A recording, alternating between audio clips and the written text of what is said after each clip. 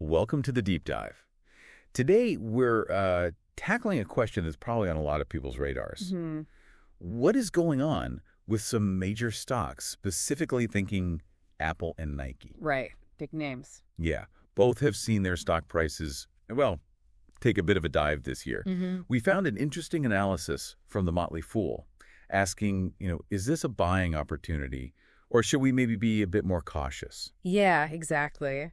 The piece we're digging into, it's called Tariff-Sensitive Stocks. Apple and Nike are getting clobbered. Time to buy.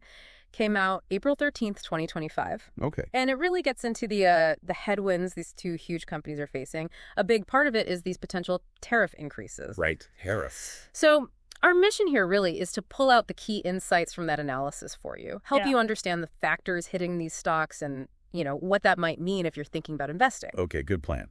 So the Motley Fool article kicks things off with the bigger picture, right? The market context. Mhm.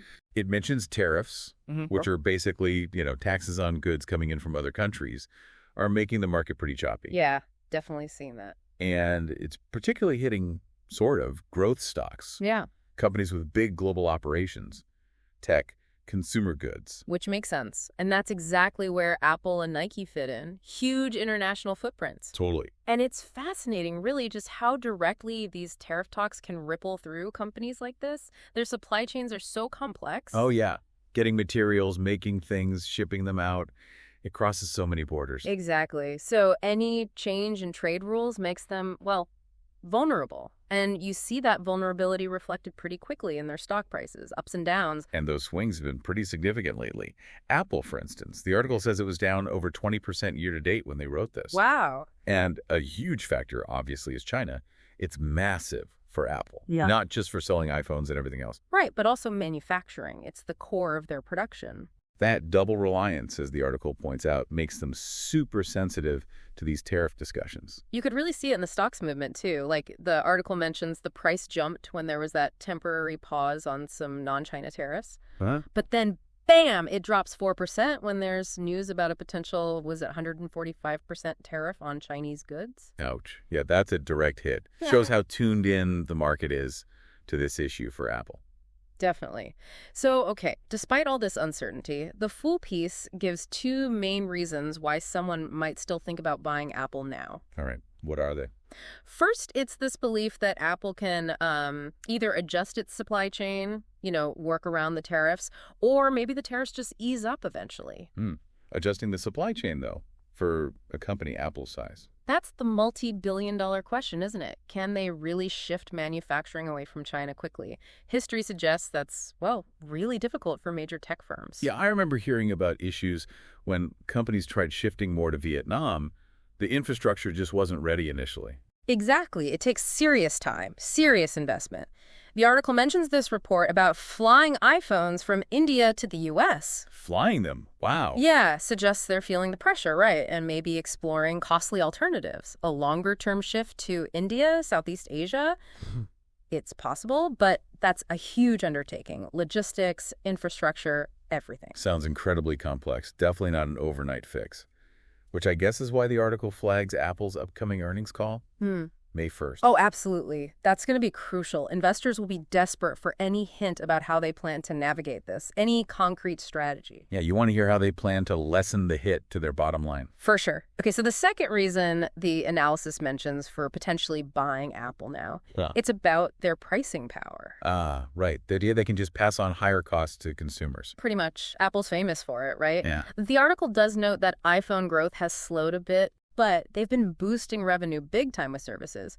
Apple TV, plus LE, music, podcasts, pay, the card, all that stuff. Plus, they've been buying back stock. That services side has become really important, hasn't it? High margins. Incredibly important. It's a bigger and bigger piece of their financial health. But the article does raise some fair questions, too. Like what? Well, like where they stand with AI right now, which is obviously huge. And also, do they still have that same iron grip on pricing? Good point. The smartphone market is pretty competitive now. Can they keep hiking prices without losing customers? That's the big unknown, yeah. So the overall take on Apple from this analysis feels like cautious optimism. Yeah. Like, it could be a solid buy if you really believe they can manage the supply chain stuff and keep some pricing power. Yep. But it's also totally reasonable to just wait, see what comes out of that earnings call, get a bit more clarity before jumping in. Makes sense. Acknowledge the strengths, but also the big question marks from these tariffs. Exactly. Now, if we switch over to Nike, the article paints a bit of a different picture, maybe more concerning. How so? Well, their stock losses year to date were apparently even worse than Apple's when this was written. And, importantly, Nike was already struggling before all this recent tariff talk really kicked off. Ah, okay, so they had pre-existing issues, like what? The article mentions they might have overinvested in their direct-to-consumer strategy, selling directly online and in their own stores. And that hurt their traditional partners, like department stores? Seems like it might have. Maybe hurt wholesale brick and mortar, which were maybe underperforming anyway.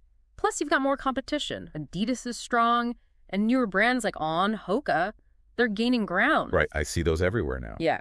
So these existing challenges just make the potential tariff impact even bigger for Nike. And their manufacturing's also heavily reliant on that part of the world. Oh, yeah. Hugely. China, Vietnam, Indonesia. Yeah. The article says something like 95% of their shoes are made there. Wow, 95%. And just like Apple, China's also a really key sales market for them, too. Okay, so let's see the numbers on that. Right. So for the 9 months ending Feb 28th, Greater China sales were over $5.1 billion. $5.1 billion. Yeah. And the article points out that's more than the rest of Asia, Pacific, and Latin America combined. It was like 15% of their total Nike brand revenue. Okay, yeah, that's significant. So tariffs are potentially a real double whammy for Nike. Exactly. Could raise manufacturing costs and potentially hurt sales in a critical market. So what's the argument for buying Nike then, according to the Fool? It really boils down to a few things. Faith in the power of the Nike brand itself, which is still massive. Sure.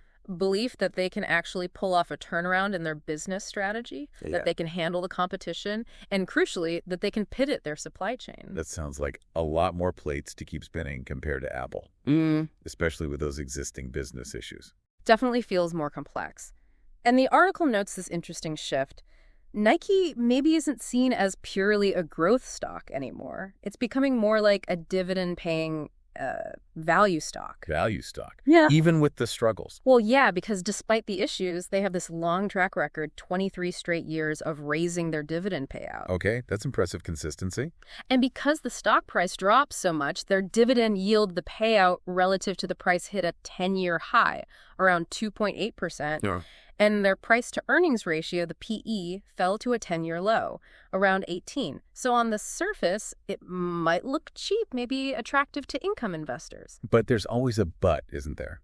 The article warns about that PE ratio. Big time. It cautions that if these tariffs stick around and really bite into Nike's profits, well, then their earnings will likely fall. Right, which makes that low PE ratio suddenly look less attractive because the E part, the earnings, is shrinking. Exactly. It could be what they call a value trap. Looks cheap, but the underlying business is weakening. So those surface numbers, the yield and PE, might be misleading if tariffs really hurt their profitability going forward. Precisely. It's a major risk factor you have to weigh beyond just the current stats. Okay, so if we kind of compare Apple and Nike based on this analysis, they're in different industries, obviously. Totally different. Shoes versus iPhones. But the basic reason someone might buy either stock right now seems similar, both facing these big tariff risks, neither showing amazing earnings growth lately. Yeah, that's a good summary. What they do have are these incredibly powerful, globally recognized brands. And the argument seems to be, look, if they can just weather this storm, get through these tariff issues, maybe today's stock prices will look pretty cheap down the road. So it's a bet on brand strength and resilience, really, believing Apple and Nike can overcome these big economic challenges. Pretty much. A bet on enduring consumer loyalty, too. But the level of risk, the article seems to differentiate there. It doesn't see them as equally risky plays. No, it definitely suggests Apple is maybe the safer bet of the two. Safer. Why? Probably because of those diversified revenues. We talked about the services income providing a bit of a cushion. And maybe their recent financials have held up a bit better overall. Okay. So Nike is seen as higher risk. Yeah, higher risk because they've got that turnaround effort, plus the tariff problem, plus the increased competition, more hurdles to clear. But potentially higher reward if they do clear them all. Potentially, yeah. If they navigate everything successfully, the upside could be greater because the stock's been beaten down more. Higher risk, potentially higher reward. Got it. So pulling it all together, what's the final word from the Motley Fool analysis? Buy, sell, hold. Well, it's not quite that simple, you know. It suggests both Apple and Nike could be worth considering for long-term investors, people who are okay with the current uncertainty and these tariff risks. Okay, so a cautious maybe consider? Right. But it also strongly advises maybe the smartest move right now is just to keep them on your watch list. Watch and wait. Exactly. Pay really close attention to those upcoming earnings calls. They should give much clearer signals about actual strategies, management confidence, how they really plan to handle all this. That sounds like prudent advice in such an uncertain environment. Waiting for more direct info from the companies makes a lot of sense. Yeah, often the most sensible path when things are this unclear. Get more facts before committing capital. Okay, great.